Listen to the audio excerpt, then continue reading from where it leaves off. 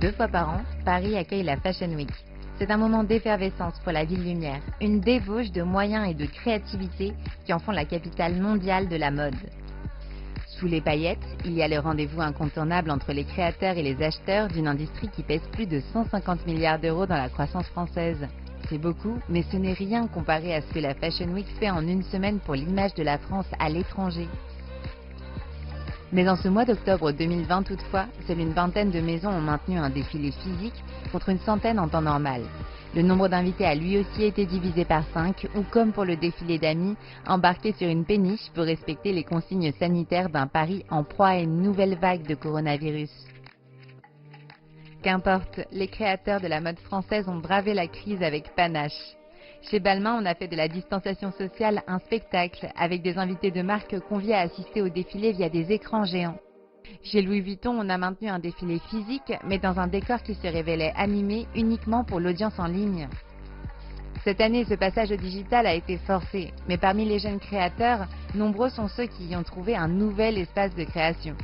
C'est le cas de Dawei Sen, le jeune créateur chinois de la marque Dawei qui a fait une entrée très remarquée sur les podiums de la Paris Fashion Week en 2019. Dawei Sen est originaire de Dalian. À 20 ans, il est venu étudier à la chambre syndicale de la couture parisienne et depuis, il n'a jamais quitté le quartier de la place Vendôme où il a installé son studio.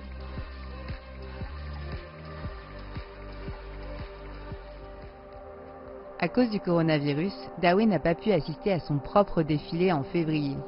Pour cette saison, il a choisi de présenter sa collection dans un film. 这季有很多的时间，大家要限制去人和人的这种接触，就让我们更多的去感受到大自然。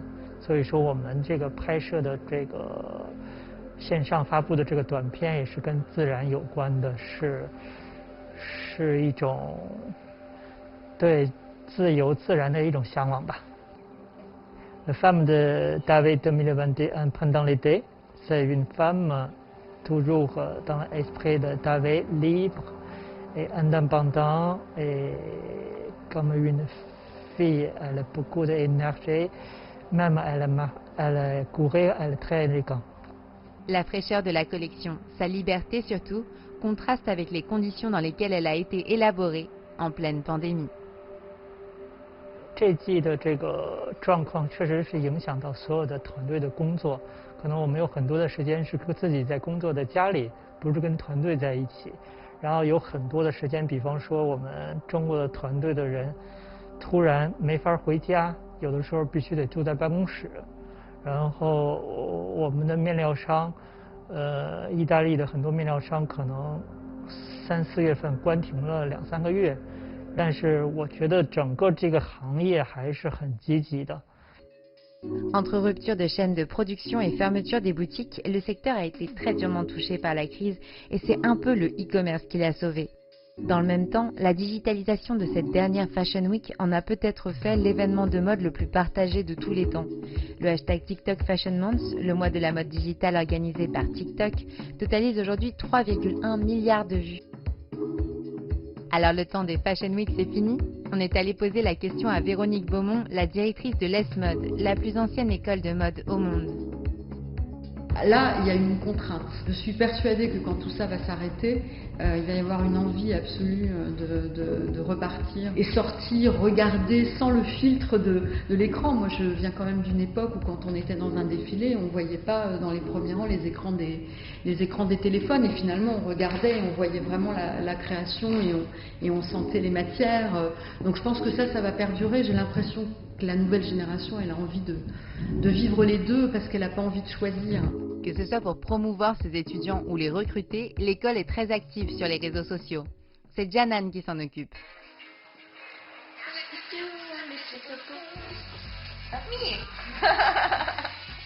Je pense que tout le monde pense que l'industrie de la mode, ils se prend trop au sérieux et des gens ils voient par exemple Anna Wintour et ils pensent que jamais dans la vie ils peuvent arriver jusqu'à là. Tandis qu'avec TikTok par exemple, on voit des mannequins qui dansent. Par exemple, il y avait Balmain qui a mis la répétition du défilé sur TikTok. Donc on a pu voir quand même la répétition du défilé.